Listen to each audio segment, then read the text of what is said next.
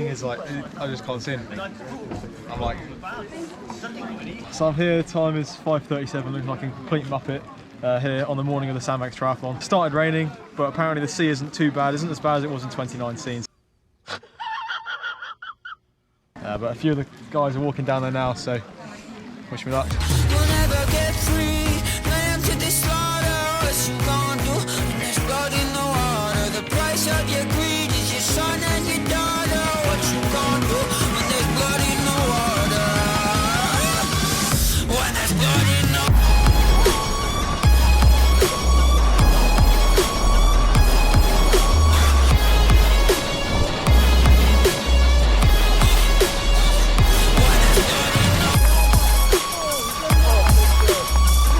Back on now, head down, focus.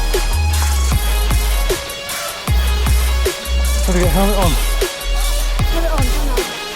Beg me for mercy, admit you were toxic.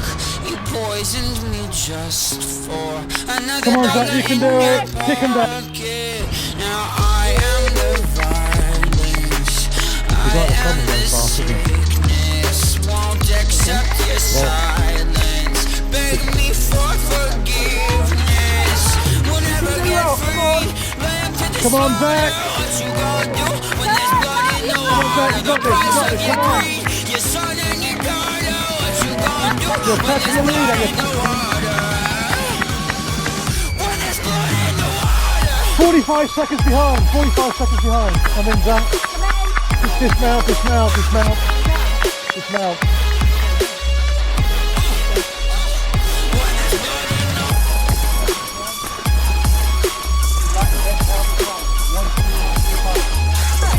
You're first. Well done.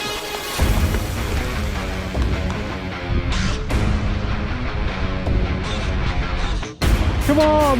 Oh, just Go, go, go, go! Keep going. Run past it. Well done, mate. Well done. Well done. That's a case of waiting. So apparently I've come through first, although obviously there were a couple of waves of swimmers behind me, so depending on the time gaps, who knows what's happened. Not bad for a first triathlon. I mean, I thought I was going to swim in the, thought I was going to drown in the sea. Like, so disorientated, couldn't see anything through my goggles. Had swimmers going past me. In the end, I sort of just roughly sighted where the buoy was. Came out of the water on 15 minutes. I thought I've been swept along the sea a little bit here, and just coming out onto the bike in my element, past everyone. Apparently came through to transition first, and then this beach run is horrific. I was just trying to stay on the hard sand, cut onto the promenade a bit late, an efficient place, and then just sprinting back. So who knows what the result will be. So it's now the day after, and I've had time to evaluate things and assess how things went, and the results have come in, and I'm pleased to announce that I actually managed to pick up fourth, which I cannot be disappointed with, considering it was my first ever triathlon and actually my first time doing any sort of proper open water swimming, and considering I was thrown completely out of my depth and I considered giving up on multiple occasions. I was spluttering. I think I swallowed about 5 full mouthfuls of seawater. I was, not putting my head under because I was hyperventilating and I couldn't control my breathing, so I was sort of just swimming like this out the water, grab as much water as I can and just push it behind me, just to get somewhere along the coast, and pretty much just trying to survive. I'm not going to sugarcoat it. I literally was trying to not drown and roughly negotiate myself along the coast in hope that I would eventually reach the end buoy in which I could then turn towards the shore. I was completely swamped by all of the waves of swimmers that finished after me, to the point where I think I came out the swim almost plumb last. I mean, there's probably 3, 4, 5 other people that I was ahead of, and those are all people that started after me. So just to survive the swim was a win for me. And you know, during that swim, 5 minutes in, I really had deep thoughts. Something really sprung to my mind, and that was reading David Goggins a couple of weeks ago. There was a moment when he was in the Hell Week, the Navy SEAL Hell Week, and he was forced to go out to the water at 3 AM and just float around for like 2 hours. And the vividness with which he describes that, and just how out of his depth and horrific that was, I thought, you know what, all I've got to do is just get through this. I've just got to keep going. And as long as I keep going, I'll make it out the other side, and then I'm into the bike, which I'm in my element in, and I'll put all the timing splits on the side here. But you can see I lost 6-7 minutes to the top guys, and I was actually the 5th slowest swim time out of 60 odd competitors yesterday. And then I was able to claw back 2, 3, 4 minutes on the bike, taking by far the fastest bike split, and then taking the fastest run split, and actually taking the run split record on this course.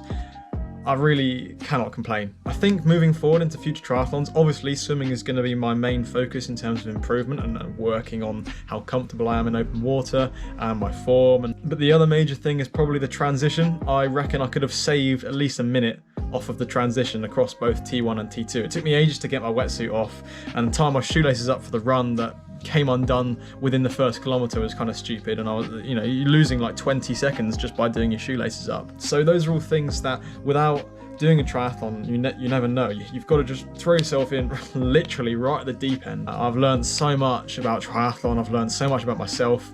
It's been a real encouragement that I am really capable of doing good triathlon times. If I can work on that swimming and I can bring that transition down and probably work on my running a little bit as well, even though I was the fastest run and I've taken the run course record, there's time there. You know, guys my age are running 14, 15 minute 5Ks. I'm still at like, you know, mid 17. So there's a lot of scope for growth. There's a lot of untapped potential, which I'm really excited about. It was a real eye opener to the potential that I have within myself if I work on these weaknesses and try and work my way up the ranks. But that's the exciting thing about triathlon, and why I've moved towards doing tries alongside road cycling, is because there's so much more scope for growth and areas to improve. For all the years that I put off triathlon when people suggested it to me, I'm finally realizing why it's such a fantastic sport.